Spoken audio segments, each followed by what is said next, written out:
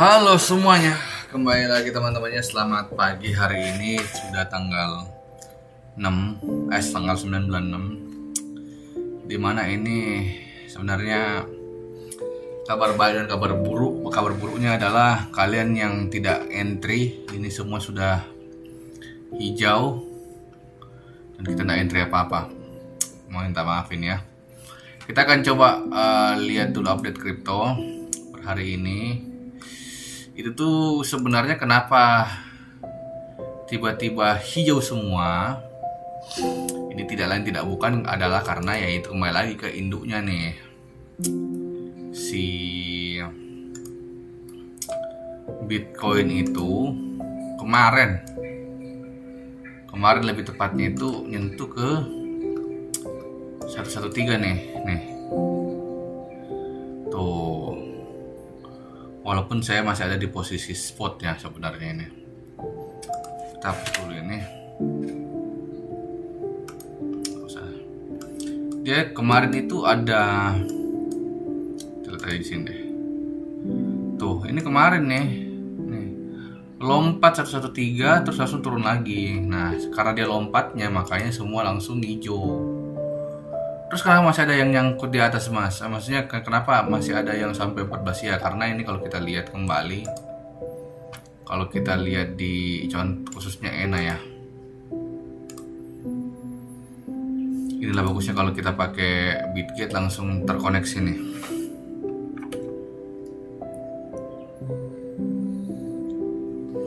Ini kayaknya pure technical yang bermain. Walaupun memang dia ada pengaruh di BTC-nya, kemarin lompat ke 113 ya, ENA lompat juga nih. Nah, kalau kita lihat di time frame 4 jamnya, itu area-area sini dia lompat nih. Kalau kita lihat di 1 hari di sini nih, ini pas banget kemarin kayaknya crossing di semua MA ini. Ini kondisi seperti ini nggak bisa kita ngapa-ngapain ya. Kita mau nge-short juga bahaya. Cuma satu hal yang saya mau bagikan di sini sebenarnya, perbandingan antara, kalau kalian sadar kenapa saya masih lebih suka pakai di Bitget dibanding, kebetulan saya ada peluang juga namanya di sini.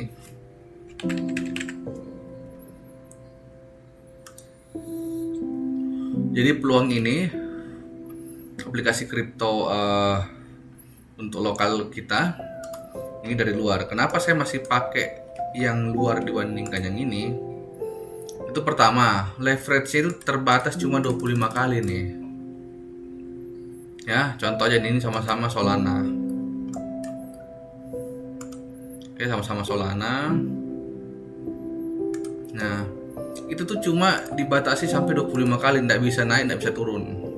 Ya. Sebenarnya ada plus minusnya nih. Artinya untuk di Indonesia itu kita dipastikan untuk tidak over leverage.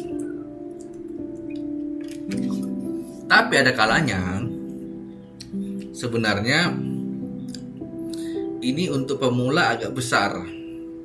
Sedangkan kalau yang di aplikasi luar, exchange luar ini kita kan bisa lihat nih, settingannya memang bisa sampai 100, tapi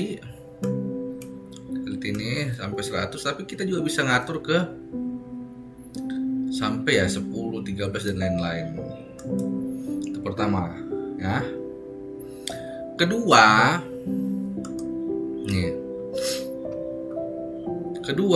ini tuh minimum 1 sol, artinya itu dia akan memakai kurang lebih 9 USDT nih. 9 USDT baru kita bisa trade. Ini saya ada saldo 100 USDT. Saya lagi lihat juga ininya, potensinya, lihat nih. Minimal 1 kali trade itu 9 USDT nih. Sedangkan di Bitget tidak ada. Ada sebenarnya di beberapa koin itu ada, cuma di Bitget itu walaupun kita pasang contoh 15 atau 16 kali, satu pun tidak masalah. 1 USDT atau ini deh, kita coba jumlah sol. Ini berapa? 0,1. Nih, jumlah minimum order 0,1. Sedangkan di sini 1 sol. Coba kita tulisin 0,1. Nggak bisa. Ya. Kenapa ini sangat berbahaya? Karena gini nih.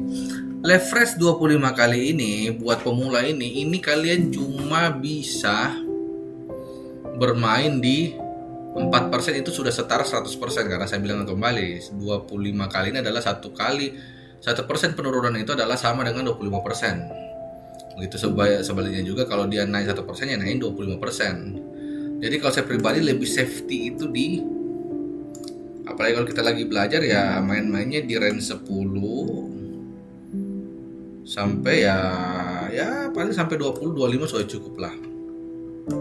Kayak begitu. Itu kedua tuh, ya. Yang ketiga, ini sudah jelas. Di sini itu tidak ada yang namanya isolated. Di sini ini tuh pure cross ya. Ini betul-betul cross. Jadi kalau kamu pasang posisi di sini 1 sol, yang akan kepengaruh langsung di capital semuanya nih.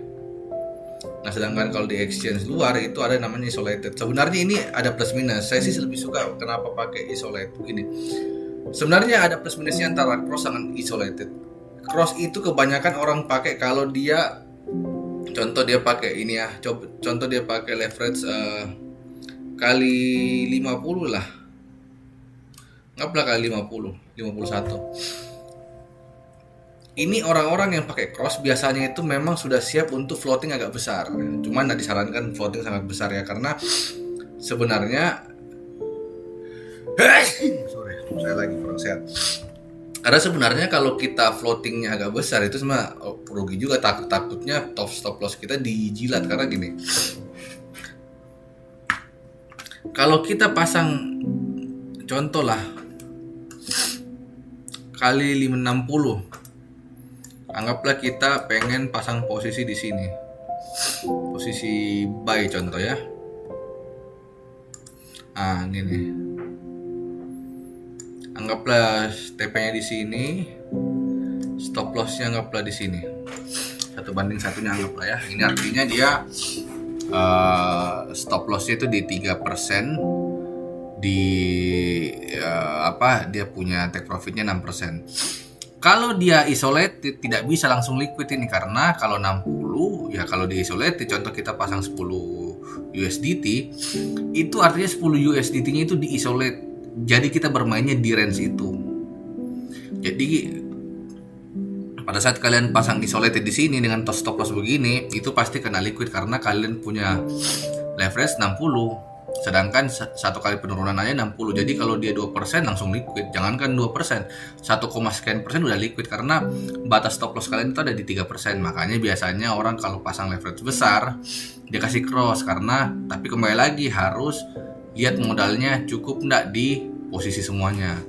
Nah, makanya biasanya saya kalau memang kalau saya yakin, biasanya saya kasih isolated. Contoh ini di sini saya kasih 25, 30 lah. Karena ya stop loss saya kalau kita bisa lihat ya 3% kayak begitu. Nah, sedangkan kalau di sini nggak bisa. Jadi itu ya. Dan kedua, sebenarnya kalau kita perhatikan ini banyak tabnya nih. Kita bisa pantau di BTC, kita bisa pantau langsung di Ethereum, ya. Kita bisa pantau di XRP gitu kan. Tabnya banyak nih. Sedangkan yang di sini kebetulan yang saya pakai adalah peluang, nggak bisa. Kalian cuma bisa ya cari lagi di sini. Kayak gitu, kayak carinya di mana, kayak contoh Shiba Inu lagi. Jadi tidak bisa multi tab. Itu jeleknya.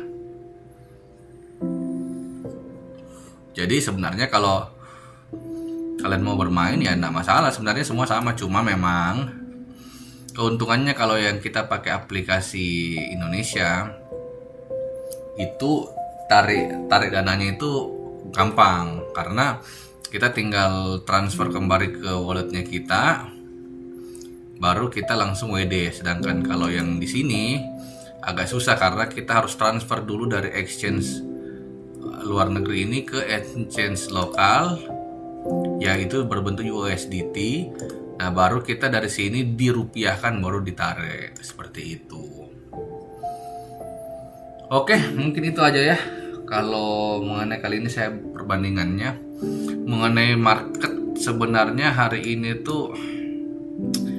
kan sudah hari Sabtu ya. Ini masih saya pribadi tidak terlalu expect bisa entry hari ini karena sebenarnya tidak terlalu gimana marketnya, walaupun kemarin BTC-nya naik tapi terbukti langsung ambrol lagi ya.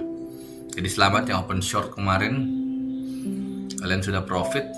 Dan ini ada satu channel YouTube juga saya pernah lihat, targetnya sebenarnya bisa sampai di 104.